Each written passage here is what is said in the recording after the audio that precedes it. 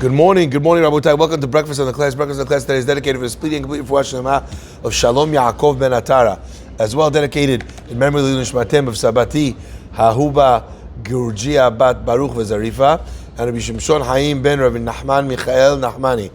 Alav Shalom Zer Shimshon, written in memory of his only child who died as a child, and its author wrote that studying would lead to heavenly blessings, sponsored by Shmuel Rave.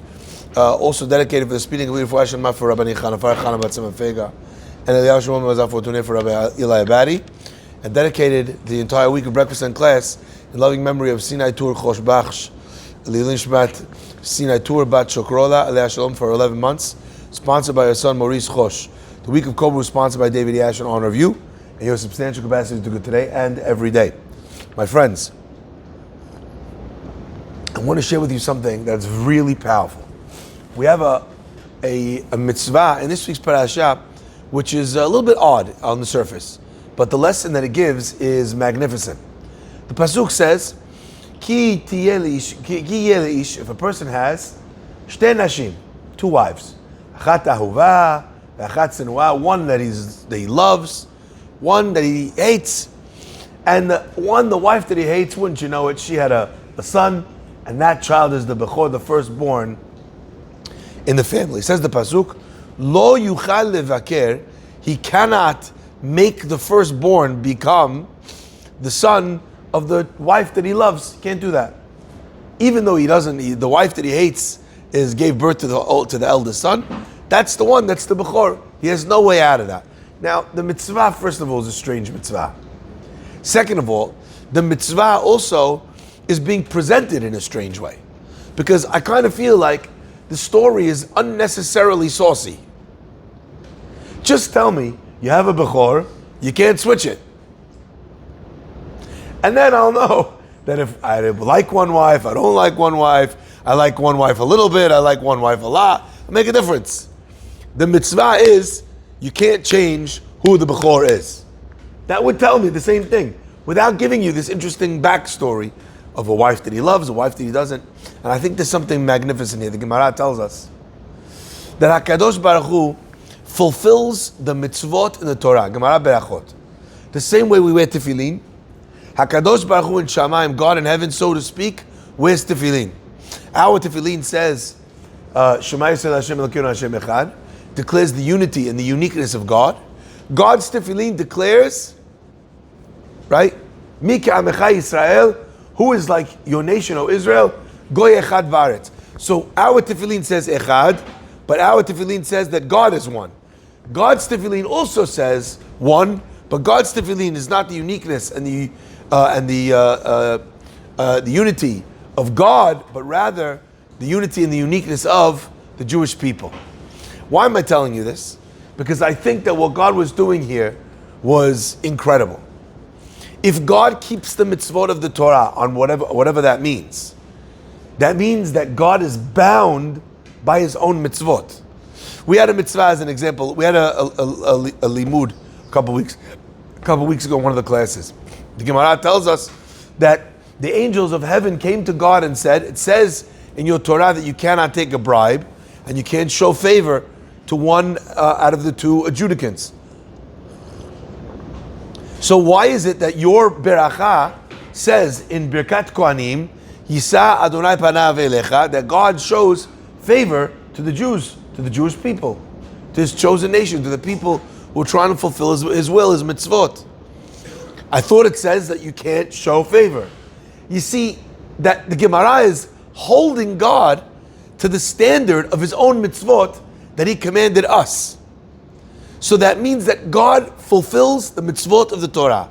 Now, with that lens, perhaps we could look at this mitzvah in our parasha and see something incredible coming out. You know, the Torah says that the Jewish people are considered Beni Bechori Yisrael, my firstborn, O Israel. We are considered God's Bechor, his firstborn. And what is this mitzvah now telling us? That God is saying, I'm locking myself in to having you as a Bechor and to never switching you as the Bechor. Because if God keeps his mitzvot and he adds a mitzvah saying that you can't switch the Bechor, What is he now obligated to do? Honor his covenant with us as the Bechor and never walk away and never switch us for anyone else. Now that, to me, is a very powerful idea because it really helps us understand this idea of Elul, Rosh Hashanah, Yom Kippur, the process of Teshuvah. If God can't get rid of us, what does he have to do, so to speak? He has to give us opportunities to be able to return, to be able to improve ourselves. I want you to imagine for a minute, you have a person in your friend group you don't like so much. You have a choice, walk away. Doing business with someone, you don't think they're honest. You have a choice, don't do business with the guy. But someone who's your brother, you can't walk away from. Someone who's your family member, your child, you're stuck with them. So what do? You try and improve the situation as much as you can. God is motivated to do tzedakah, to do the tzedakah with us of teshuvah. You know why? Because he locked himself in and gave himself a no get out clause. Lo yuchal levaker. Even if we're doing something we don't like. Now this idea of the wife that is hated, the Gemara says something very interesting. What does the word hated mean in the Torah? Hated in the Torah doesn't mean that you don't like their nose, that you prefer blondes over brunettes. It doesn't mean that she's short or tall or skinny or fat. Sinah, hatred, is referred to only with regard to one thing in the Torah. I'll give you an example. The Gemara says, if a person sees chamor sonacha, you see the donkey of the person you hate, rovetz tachat masao, he's falling down under his packages. Asks Tosafot, who's this hated guy that you don't like? A guy who's a Mets fan, you're a Yankees fan, right? Giants, Jets, that's what's going on here. The answer is, says Tosafot, why is he hated? Because the person is a wicked person. He's a Rasha. O Haveh Adonai, says the Pasuk, those who love God, sinura, they hate evil. They hate when something is unjust or incorrect. It causes them to want to push themselves away. So when you see that word in the Torah, what's it referring to? Someone who's doing things that are not right. This guy's hatred for the wife is not because she's not blonde or she's not tall or she's not skinny. What is it because of? She's not doing the right thing. And still, says the Torah, even still, you can't walk away from this son, from this bincha bechorecha. So my friends, that means that God is linked to us. And I'll share with you something and I'll end with this. There was a rabbi who was approached by a man in Israel. And the man says, Rabbi, I know that you're a very powerful speaker. You speak to a lot of young people, especially, his name is Rabbi David Braverman. And he says, maybe you could speak to my son, maybe you could do something. He says, what do you mean? Tell me what's, he says, the guy, he was the top of his class. He's a tremendous student. He learned so much that by the time he was 22, he'd already finished the whole of Shas. Okay? That's something that many people don't do in their whole lifetime. This boy was the best midot, the best Torah. Anyway, one day, he had a bad friend, introduced him to all sorts of different things, and slowly but surely, the guy completely left everything behind. In a matter of years, he went from being the best boy, everyone's chasing after him, he's going to be the next Gadol, Hador, the great rabbi of the generation, to nothing. He leaves the house, leaves his talet and tefillin, moves out to Tel Aviv. He says, I had no idea even where he lived. Every morning I wake up, I open up the cabinet, I see his tefillin. Breaks my heart. Rabbi, please. Rabbi says, no problem. Tracks the kid down. They have a meeting. After an hour or two, the rabbi comes back to this fellow and he says, listen, I think only a miracle from God is going to save your son, is going to bring him back to the fold. He's so far away. He's lost any sense of sensitivity to religion, of sensitivity to elders, to wisdom. He thinks he knows better than everybody. He thinks he's angry, he's bitter. Only a miracle will save him. He asks the father, he says, do you have any other kids? He says, yeah, I have a big family, 9 kids. He says, and how are they? He says, every one of them is a bigger tzaddik than the next. Some of them I even married off. I have grandkids from. They're all shomer Torah mitzvot. The rabbi says, listen, I think maybe you should try and see the glass as half full, appreciate, enjoy what you have, and maybe try not to think so much about this child that's upsetting you so much. The rabbi said, he turns to the rabbi, he says, Rabbi, that's terrible advice. How could you say that to me? Do you know all day, all I think about is this, son?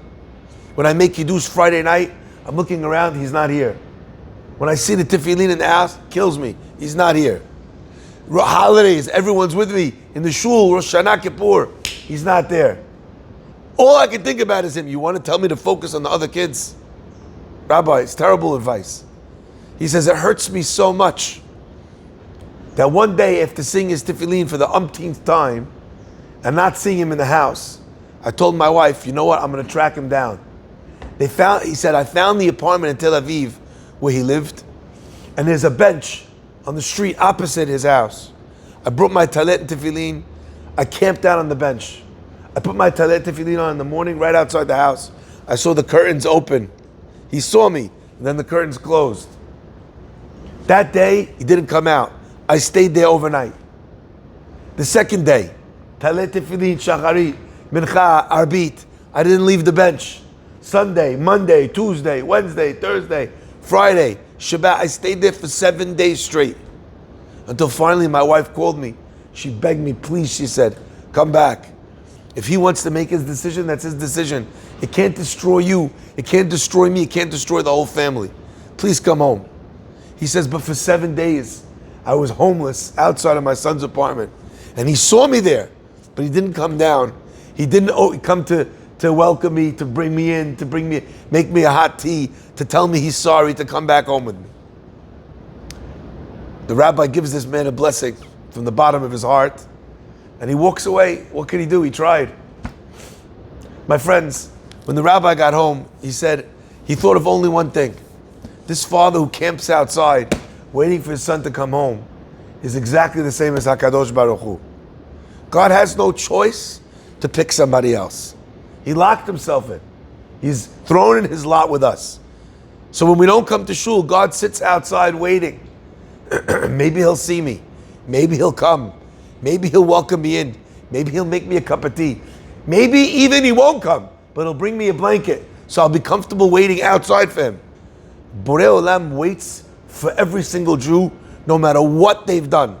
For every single human being, no matter what they've done. And if he's sitting there, outside of our apartment, if he's come, he's made the trip, he's made the journey, that means he's opening the door. It's our job to try and do something, whatever we can, to be able to slowly bridge that gap between us. But that's what this mitzvah is sharing with us. And that's what it's telling each and every person who may feel distance, who may feel like they haven't called Hashem in a while, just to reinforce and reassure them that he's waiting eagerly for your call, Be'ezrat Hashem, if we reach out, Karov Adonai l'chol korav, l'chol yeshekru be'emet.